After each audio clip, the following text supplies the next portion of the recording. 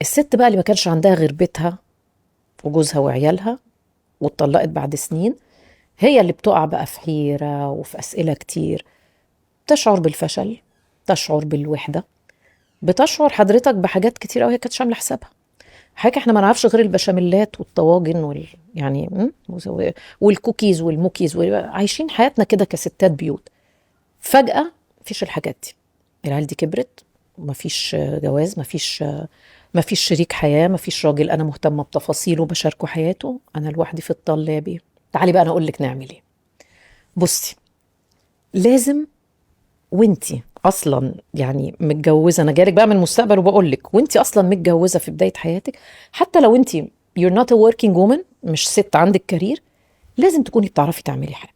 اه والله، يعني غير السندوتشات والمحاشي، اوكي احنا بيرفكت بقى خلاص، احنا خلصنا يا باشا، احنا عملنا الكلام ده كله. في انتي كشخص، انتي كإنسانة لازم يكون جواكي حاجة انتي بتحبيها وتعلمتيها وبقيتي شاطرة فيها، فهي دي هتكون طوق النجاة بتاعك. ليه؟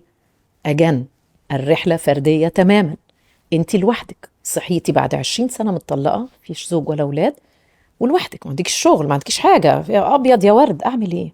أنا عندي حاجة بحبها، أنا لازم يكون عندي حياة تانية مع حياتي اللي أنا ماشياها مع جوزي وولادي وبيتي. لازم يبقى عندك حياة كإنسانة، تكوني غاوية حاجة بتتعلميها بتحبيها بتتقنيها. عندك بقى كتير قوي، في ناس تحب الطبخ، في ناس تحب الخياطة، في ناس تحب الرقص، في اللي هو اللي انت نفسك فيه اعمليه، و... وحافظي على الحته دي لانها مهمه وتنفعك بعد شويه.